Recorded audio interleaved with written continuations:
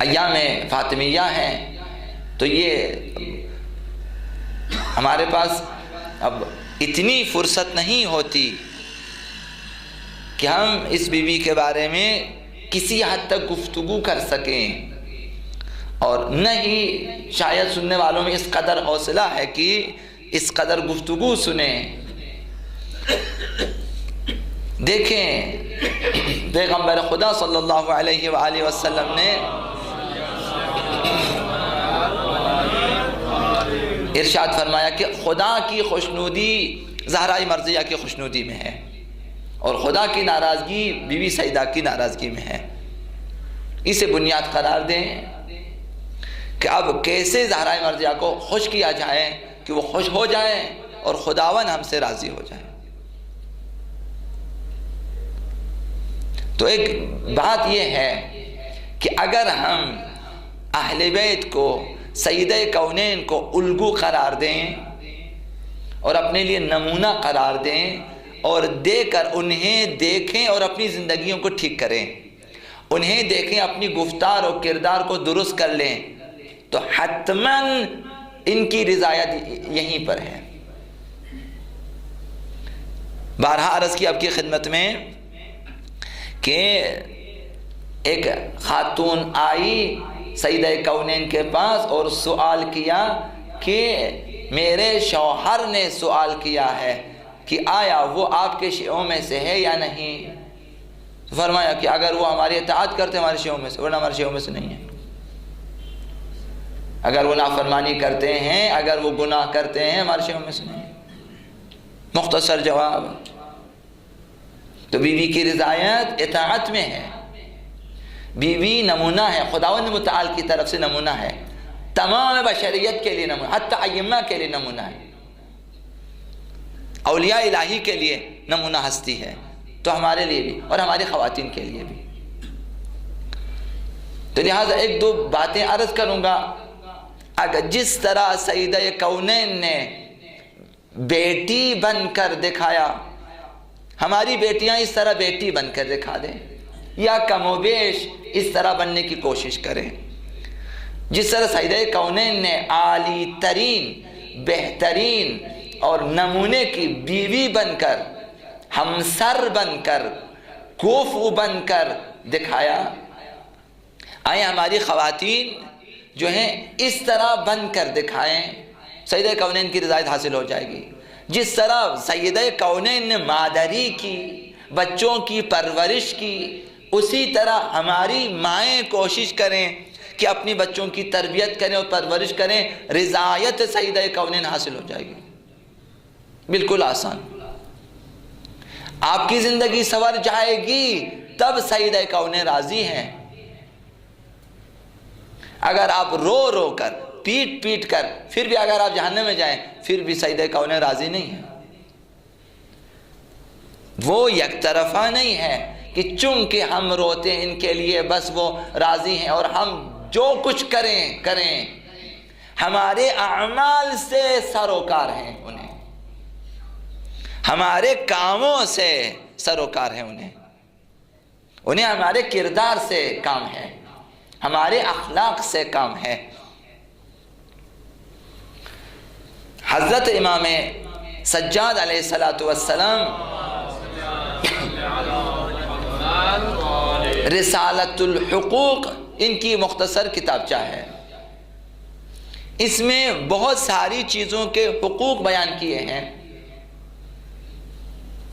ان میں ایک 19ویں نمبر پر حقوق زوجین ہے، میاں بیوی کے حقوق مختصراً بیان کیے ہیں۔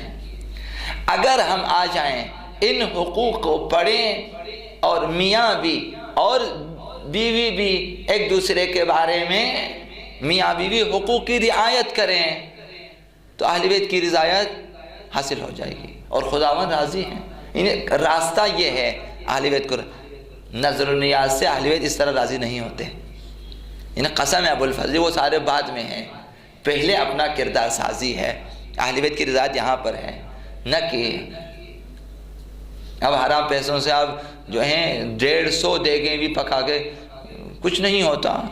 آب مضاف ایک قطرہ نجاست سے تمام آب مضاف نجس ہو جاتا ہے. اب وہ اگر سمندر بھی ہو نجس تو وضو نہیں ہو سکے، کچھ فائدہ نہیں ہے.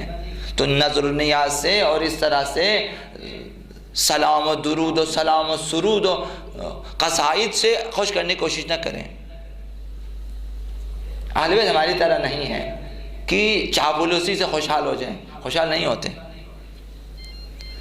خوش آمد کرنے سے وہ خوشحال ہو جائیں، خوشحال نہیں ہوں گے. آپ بے شک ان کے صبح شام فضائل بیان کریں، اگر ان کے فضائل کے بعد آپ کا کردار درست نہیں ہوتا، اگر ان کے فضائل بیان کرنے کے بعد آپ انہیں نمونے عمل قرار دے کے آپ خود عمل کرنے کی کوشش نہیں کرتے یا ان کی طرح بننے کی کوشش نہیں کرتے، ان کے صفات کو اپنے اندر پیدا کرنے کی کوشش نہیں کرتے، پھر اہل بیت راضی نے صبح سے شام تک فضائل بیان کرتے رہے، صبح سے شام تک لکھتے رہے ہم کتابیں فضائل اہل بیت کے بارے میں.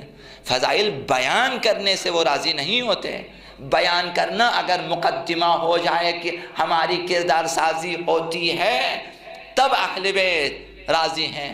اگر ہم ایسے ہی لا یعنی فضائل سناتے جائیں کہ عمل کسی نے نہ کرنا ہو اور صرف مقصد یہ ہے کہ اہل بیت کو خوشحال کر دیں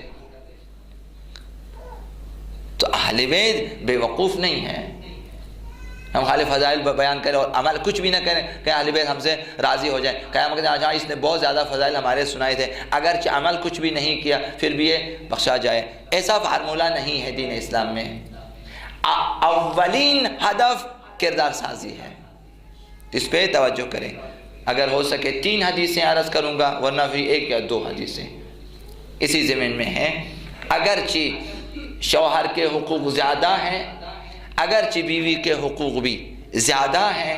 اب ایک محفل میں سارے حقوق بیان نہیں ہوں گے، تو چونکہ سیدہ کونین کے ایام ہیں تو خواتین کے حقوق وہ بھی شوہر کی گردن پہ.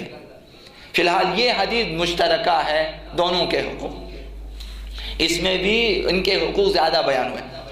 آقا امام سجاد علیہ السلام نے ارشاد فرمائے وَأَمَّا حَقُّ رَعِيَّتِكْ بِمِلْكِ النِّكَاحِ، اس رعیت کا حق جو نکاح کے ذریعے تیری رعیت بنی ہے. نکاح کے بعد وہ خاتون جو تمہاری رعیت بنی ہے، ماتحت آ گئی ہے، زیر دست آ گئی ہے، اس کا حق تمہاری گردن پہ. فَأَن تَعْلَمْ، تو جان لے کہ أَنَّ اللَّهَ جَعَلَهَا سَكَنًا، خدا نے اس خاتون کو نکاح کے ذریعے تمہارے ماتحت قرار دیا اور تمہارے لیے مایہ سکون قرار دیا ہے. تمہاری آرامش یہیں پر ہے، تمہارا سکون یہاں پر ہے. وَمُسْتَرَاحًا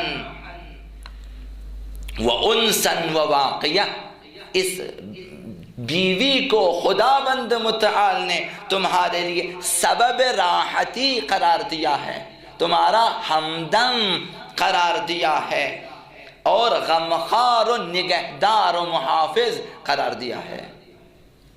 بیوی میں یہ خصوصیات ہوتی ہیں کہ وہ مایہ سکون ہو اپنے ہمسر کے لیے، مایہ راحتی ہو اپنے اس کے لیے، اور مایہ حفاظت ہو ان کے لیے. تو ایک خاتون کو ہمدم و مونس و غمخوار اور محافظ ہونا چاہیے، اور مایہ سکون. تھک ہار کے جہاں سے بھی آ جائیں، گھر میں آ جائیں، کوئی ایسا اقدام ہونا چاہیے کہ ساری تھکاوٹیں، سارے غصے، سارا غم غلط ہو جائے. یہ خواتین کی ذمہ داری ہے، خواتین کی ذمہ داری یہ خدا نے قرار دیا ہے. چوتھے امام نے فرمایا خدا نے انہیں یہ قرار دیا ہے. وَكَذَلِكَ كُلُّ وَاحِدٍ مِّنْكُمَا، یہ قرار دیا ہے انہیں، خدا نے یہ قرار دیا. اب تم دونوں کی ذمہ داری ہے، میاں کی بھی اور بیوی کی بھی ذمہ داری ہے کہ یجب ان یحمد اللہ علی صاحبہ، ایک دوسرے کی بابت شکر خدا بجا لائیں.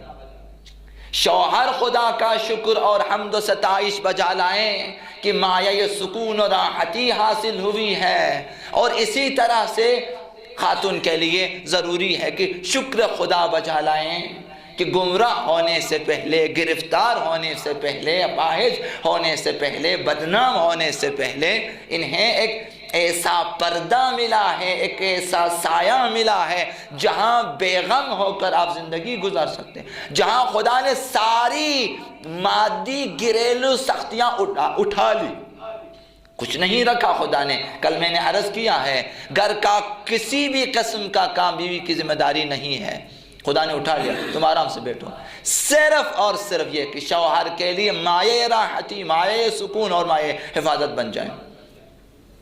خدا نے اس طرح کی شوہر گھر میں آنے کے بعد خدا نے نہیں کہا، اہل بیت نہیں کہا کہ گھر کے سارے کام کرنا ضرورت نہیں ہے، اگر تمہاری دوستی ہے، ہمدم ہے، ہمسری کرنی ہے بہترین تو مدد کریں، اس کے الگ سے تمہارے لیے ثواب ہیں، اجر ہیں، پاداش ہیں وغیرہ۔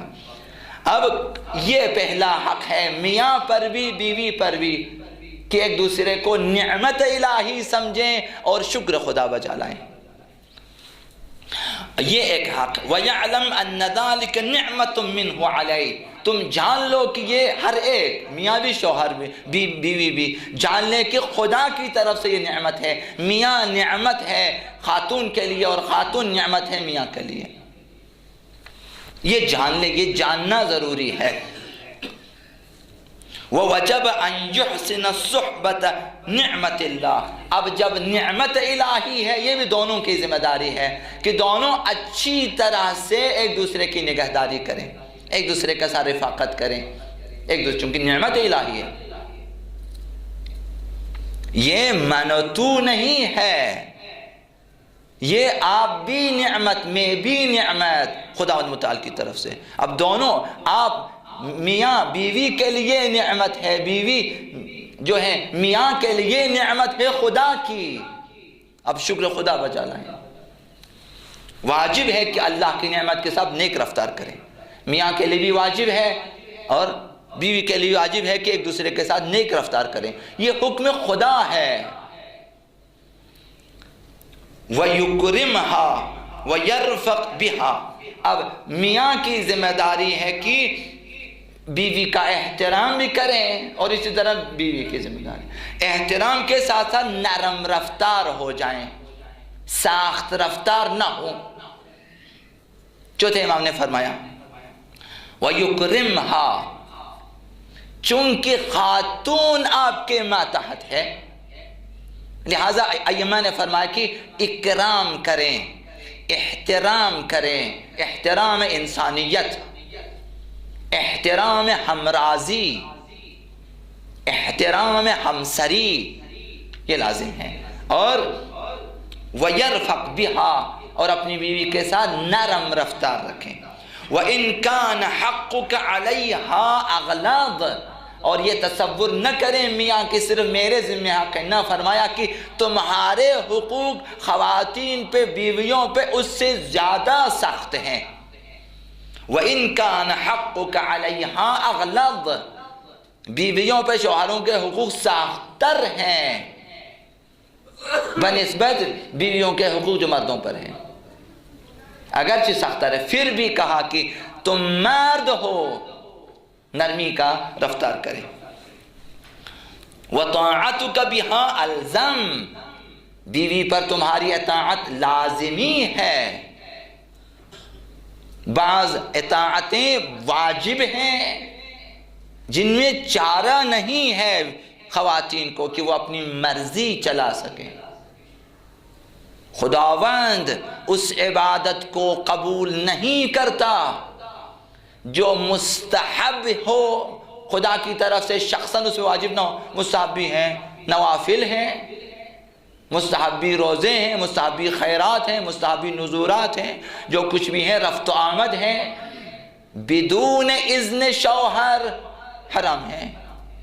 جب حرام ہے تو آپ نے فعل حرام انجام دیا ہے۔ مسجد میں آ جائیں بغیر اجازت، بغیر، اگر پتہ ہو کہ شوہر ناراض ہیں اور آ جائیں مسجد میں، محراب ہے، حتیٰ مسجد الحرام میں جائیں، حتیٰ خانہ خدا کے اندر بھی اگر جائیں نمازیں پڑھیں، کیا کیا ہے؟ فعل حرام انجام دیا ہے، یہ اچھا کام نہیں کیا۔ اس حد تک خداوند اس عبادت قبول نہیں کرتا۔ فرمایا کہ وَطَاعَتُكَ بِهَا الزام، تمہاری اطاعت ان پہ لازم ہے، فِيمَا أَحْبَبْتَ وَكَرِهْتَ، تمہاری پسند اور ناپسند کا بھی خیال رکھیں۔ بیویوں پہ لازم ہے پسند ناپسند کا، بعض امور میں شوہر کی پسند اور ناپسندگی کو دیکھنا چاہیے، واجب ہیں کہ دیکھیں، بعض امور واجب ہیں کہ جو تفصیلاً جا کر پوچھنا چاہیے۔ پسند و ناپسند کو بھی خداوند متعال نے قرار دیا، لیکن ان کے حقوق بھی واجب ہیں۔ فرمایا مَا لَمْ تَكُنْ مَعْصِيَةً، جب تک شوہر گناہ کی طرف نہ بلائے اس وقت تک شوہر کی اطاعت میں رہیں۔ فَإِنَّ لَهَا حَقٌّ الرَّحْمَةِ وَالْمُوَانَسَةِ، اور جب بیوی ایسی ہو جائے تو پھر بیوی کے لیے حق رحمت ہے، حق مہربانی ہے اور حق محبت و موانست ہے شوہروں کی گردن پر۔ محبت، موانست، انسیت پیدا کریں ان کے لیے، مونس و غمخوار بن جائیں ان کے لیے، اور رحمت و مہربانی ان کے لیے واجب ہے شوہروں کے اوپر۔ وَمَوْضِعُ السُّكُونِ إِلَيْهَا، حق سکونت حق زوجہ ہے، انہیں بہترین جگہوں پہ بٹھا دیں سکونت کے لیے۔ قضاء اللذة الذي لا بد من قضائها، زندگی میں جو لذتیں تم اٹھاتے اس کا حق ادا کرنا تمہاری ذمہ داری ہے۔ وذالک عظیم، فرمائی یہ حقوق جو بیوی کے ہیں تمہاری گردن یہ عظیم ہیں۔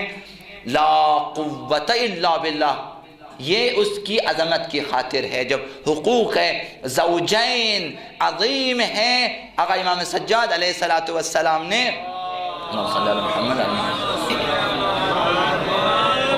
اس عظمت کو بیان کرنے کے لیے اس جملے کو لا قوت الا باللہ، یعنی تم اکیلے قیام نہیں کر سکتے جب تک خدا کی قدرت و طاقت شامل حال نہ ہو جائیں۔ تو دعا کیا کریں میاں بھی بیوی بھی کہ خدایا ہمیں ایک دوسرے کے حقوق ادا کرنے کی توفیق عنایت فرمائے۔ جب خداوند اگر عنایت فرمائے حقوق ادا کر سکتے ہیں۔ مشورہ یہ ہے، کبھی میاں مر جاتا ہے، کبھی بیوی مر جاتی ہے، پہلا کام یہ کریں جنازے پہ بخش دیں ایک دوسرے کو۔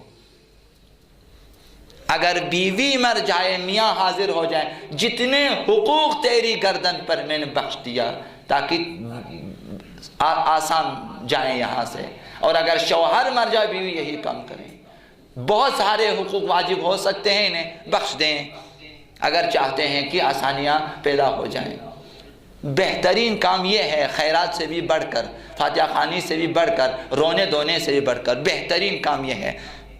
کلاس میں بھی میں نے عرض کیا ہے کہ اگر واقعاً دوست ہیں، اگر دلسوز ہیں، اگر غمخوار ہیں تو مردے کے ساتھ جاتے ہیں، پہلا کام یہ کریں بخش دیں اسے۔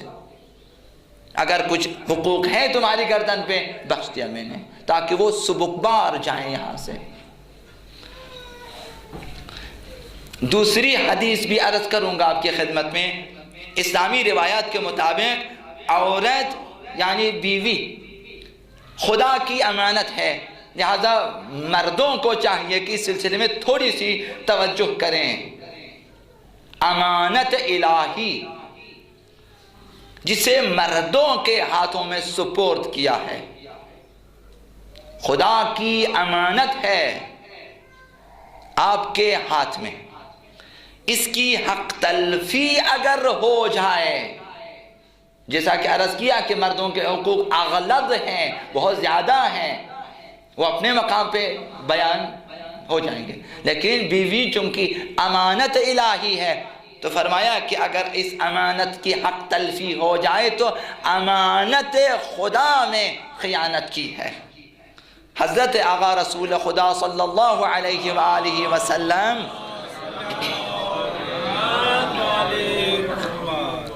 انہوں نے سیدہ کونین کو امیر المؤمنین کے گھر پہنچا دیا، پہنچا دیا۔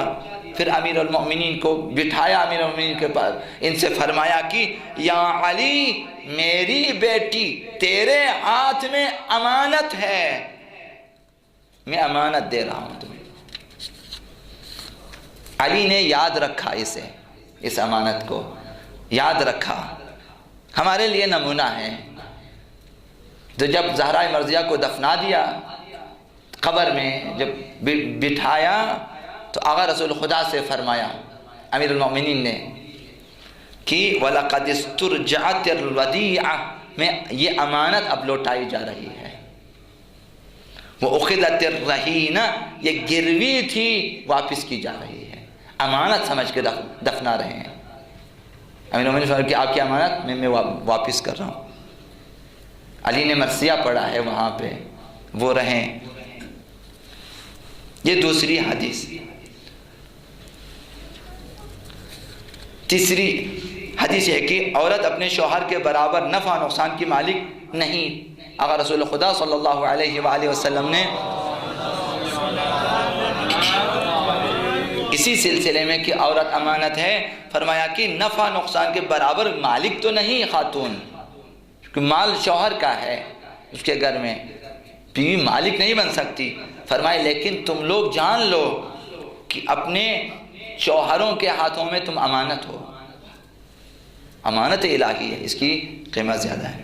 اس لیے فرمایا پیغمبر اسلام نے فرمایا کہ مرد حق نہیں رکھتا کہ انہیں کوئی ضرر یا نقصان پہنچائے اور ان کے حقوق کو پائمال کرے۔ آخری حدیث عرض کروں گا آپ کی خدمت میں۔ آقا رسول خدا صلی اللہ علیہ وآلہ وسلم سے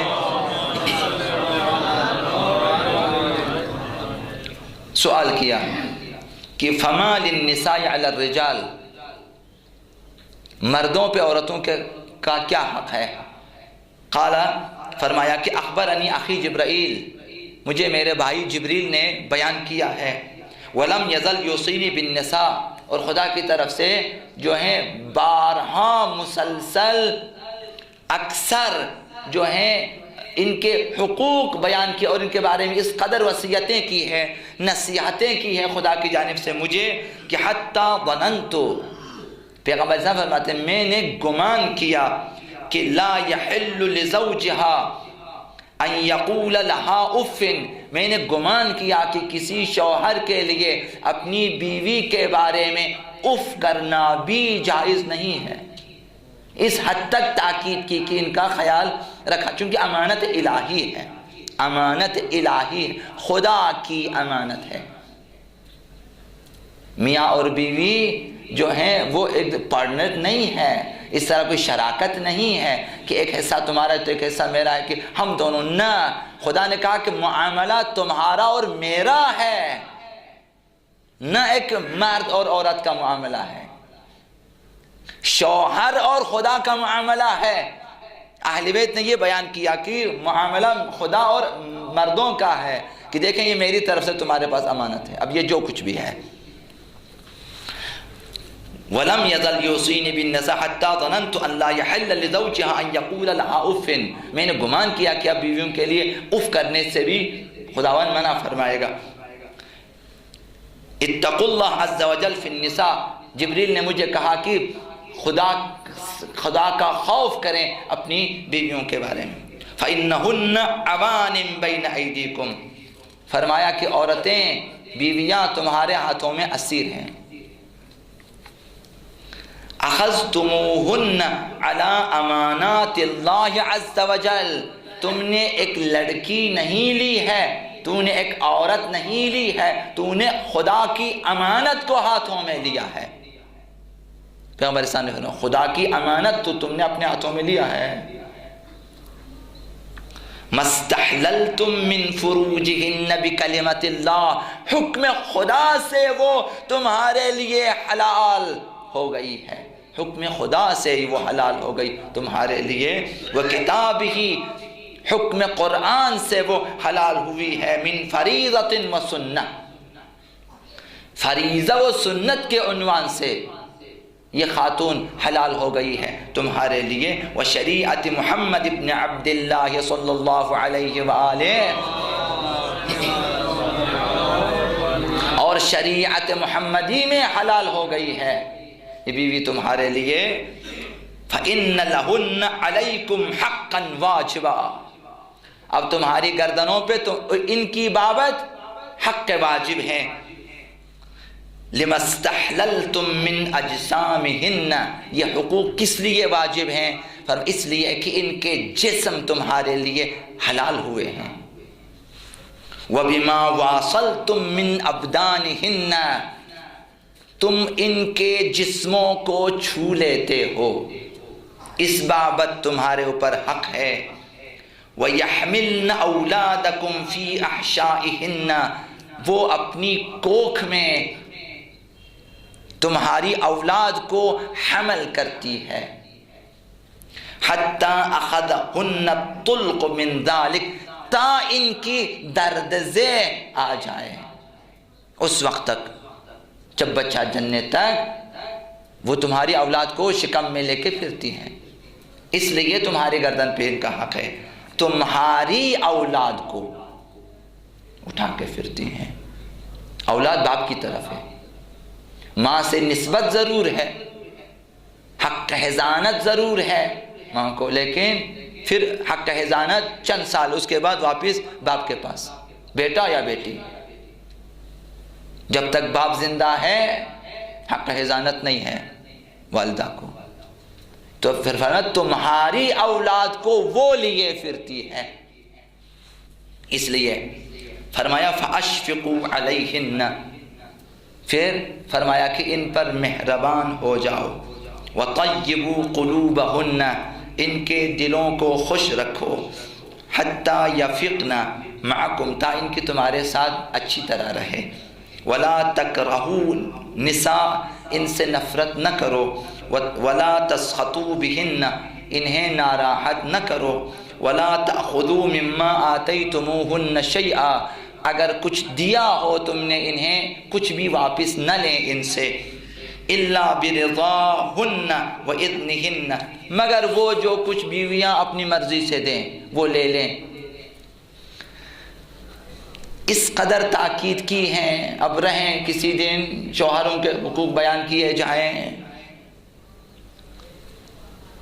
ہمیں نہیں معلوم, ہماری گردنوں پہ بہت زیادہ حقوق ہوتے ہیں اور ہم شاید ادا نہ کر سکیں. تو لہٰذا اگر کوشش کیا جائے, اگر توجہ دی جائے, اس لیے اگر چاہتے ہیں کہ اہل بیت کو راضی کر دیں.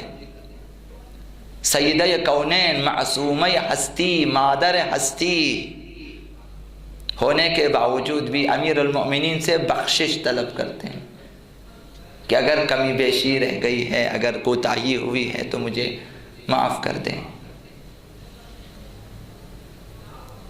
اب مؤمنات کو بھی تو چاہیے کہ کم از کم اپنے شوہروں کے حقوق کے بارے میں احتیاط کریں. سیدہ کونین بخشش مانگنے پہ آتی ہیں تو پھر آپ تو آپ ہیں.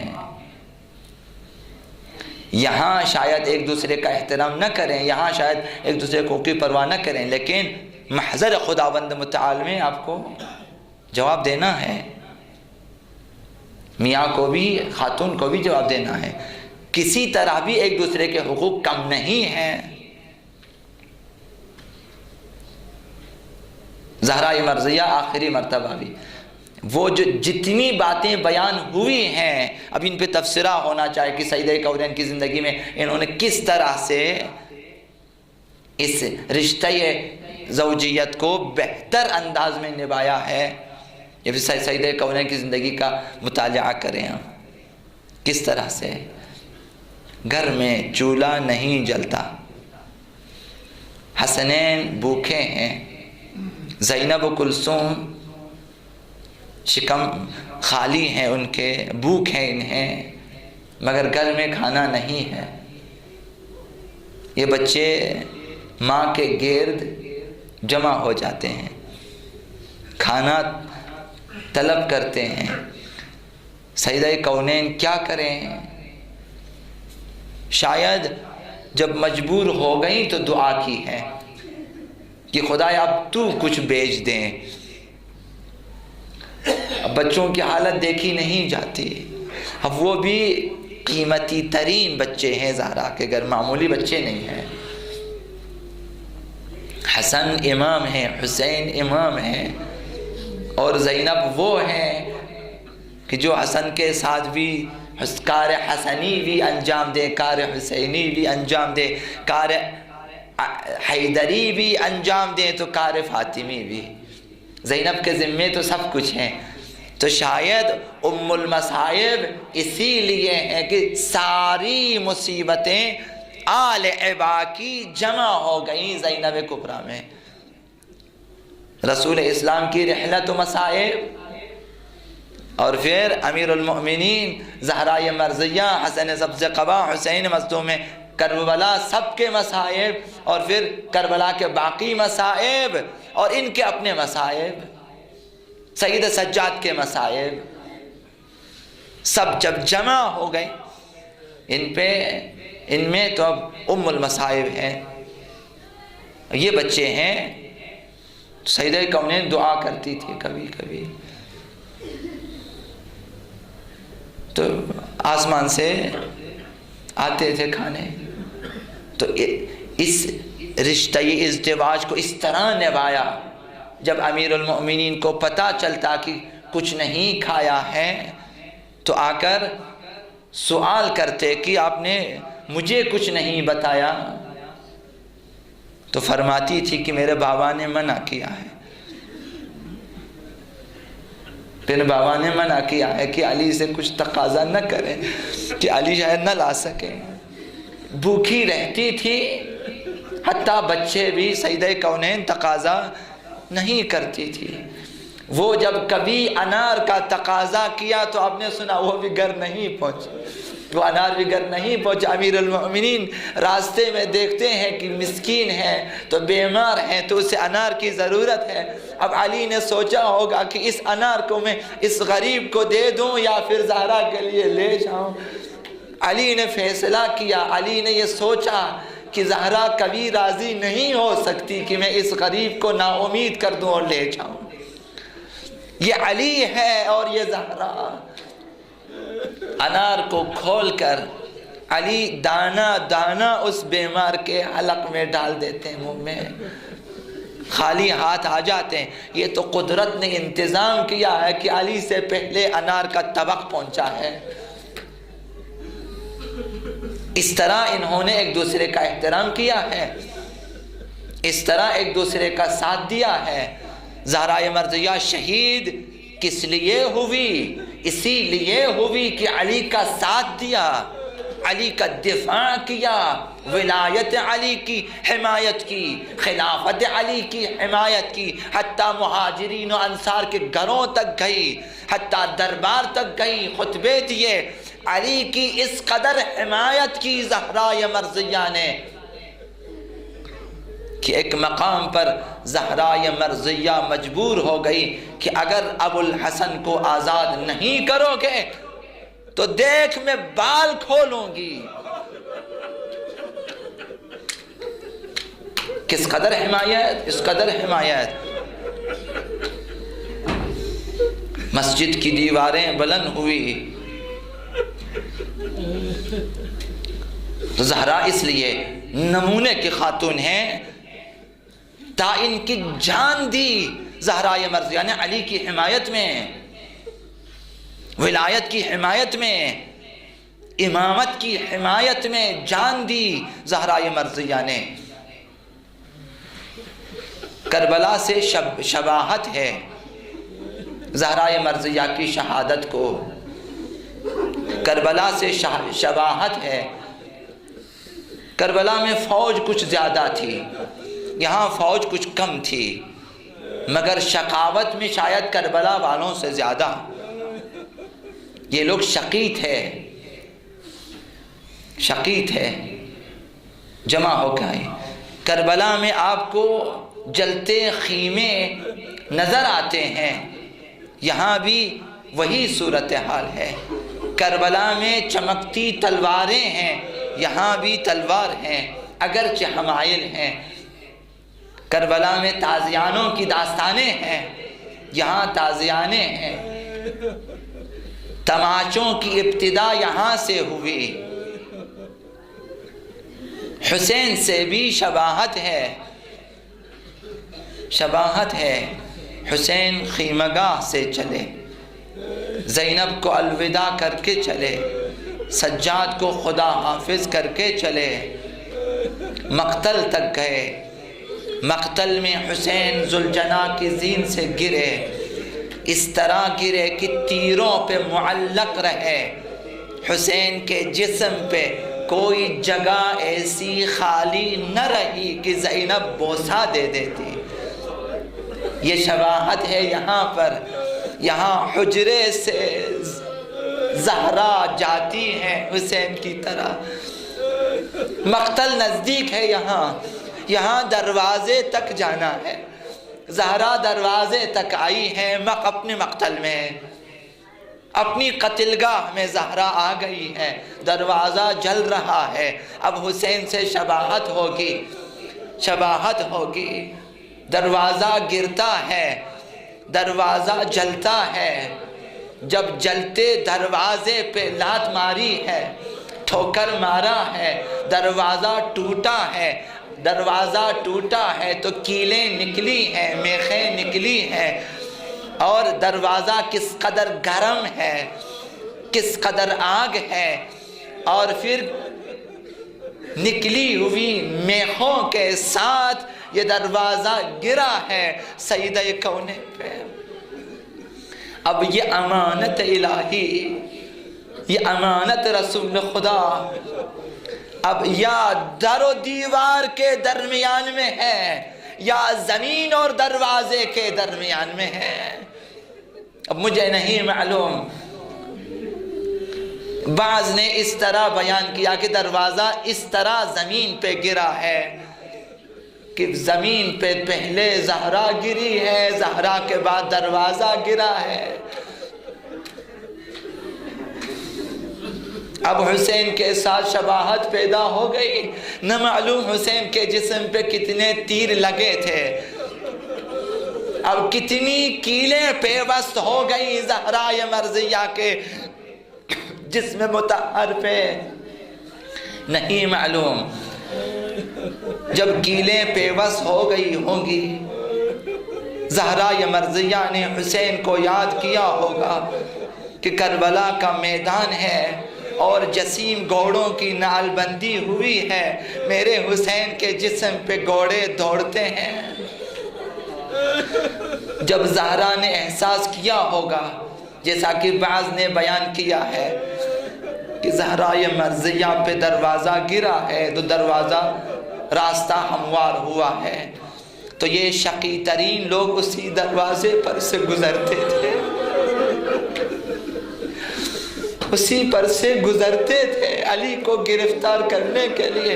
अब न मालूम कितने जालिम रद हुए हैं वहां से। जब ज़हरा उठी, जब ज़हरा उठी, फिज़ा ने उठाया है। अब मुझे नहीं मालूम,